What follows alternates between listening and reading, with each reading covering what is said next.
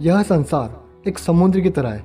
अगर आपको इसमें सफल होना है तो आपको एक ज्ञान रूपी नाव की जरूरत पड़ेगी और वो ज्ञान गीता में है। आज की इस वीडियो में हम आपको अध्याय 14 बड़ी ही आसान भाषा में बताएंगे ताकि आपको समझने में आसानी हो। हम इस वीडियो में जानेंगे प्रकृति की माया में व्यक्ति कैसे फंस जाता है और उससे कैसे निकल सकता है। इस अध्याय के स्टार्टिंग में श्री कृष्ण भगवान ने अर्जुन से कहा कि मैं तुझे ऐसा ज्ञान बताऊंगा जिसकी मदद से तू सुख और दुख में भी व्याकुल नहीं होगा। तेरे लिए दोनों एक समान हो जाएंगे। हे अर्जुन, ये प्रकृति सबको जन्म देती है तो ये सबकी माता है, परंतु इन सब का बीज में हूँ, मतलब मैं सबका पिता हूँ। इस संसार में प्रकृति के द्वारा 3 गुण उत्पन्न हुए हैं जिसमें मनुष्य फंस कर रह जाता है। इन्हीं गुणों की वजह से हमारी आत्मा इस शरीर में बंद कर रह जाती है। यह 3 गुण हैं, सत्वगुण, रजोगुण और तमोगुण।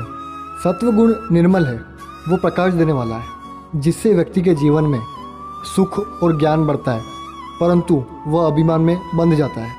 रजोगुण की वजह से मनुष्य के जीवन में लोभ और भय बढ़ता है जिसमें वह बंध जाता है। तमोगुण के कारण अज्ञानता बढ़ती है जिसकी वजह से मनुष्य निद्रा और आलस में फंस जाता है और उसमें हमेशा के लिए बंध जाता है। अगर कोई मनुष्य 2 गुणों को दबाने की कोशिश करेगा तो तीसरा गुण अपने आप बढ़ जाएगा। जैसे सत्वगुण और रजोगुण को अगर मनुष्य दबाएगा तो तमोगुण अपने आप बढ़ जाएगा। उसी प्रकार अगर वो 2 गुणों को दबाएगा तो तीसरा गुण अपने आप बढ़ जाएगा। सत्व गुण से सुख की प्राप्ति होती है और रजोगुण से कर्म की प्राप्ति और तमोगुण से व्यक्ति इंद्रियों के भोग विलास में लग जाता है।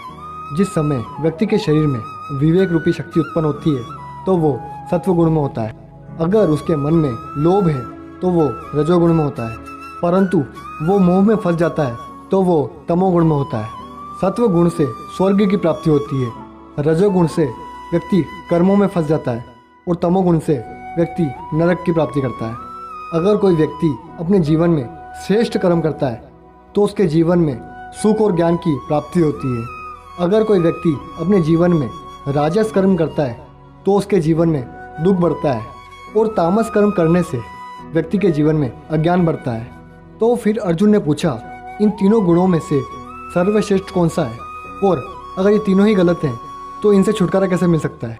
फिर श्री कृष्ण भगवान ने कहा कि ये तीनों गुण प्रकृति की माया है, इसमें इंसान फंसकर अपने जीवन को बर्बाद कर देता है। यह तीनों गुण इंसान को फंसाने वाले हैं। अगर तुझे इस माया से निकलना है तो तुझे इसको माया ही समझना होगा।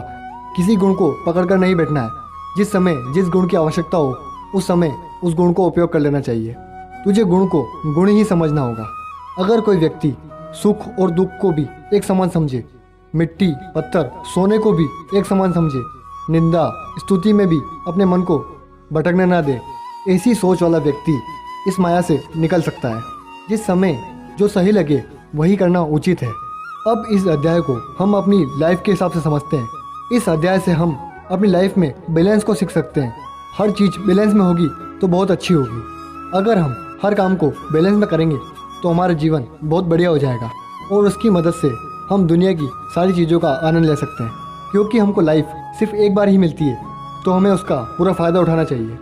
और दूसरी बात हम सीख सकते हैं, अगर हम अपनी इच्छाओं पर काबू रखेंगे तो हमारे जीवन में कभी दुख नहीं आ सकते, क्योंकि इच्छाओं के कारण ही जीवन में दुख आता है।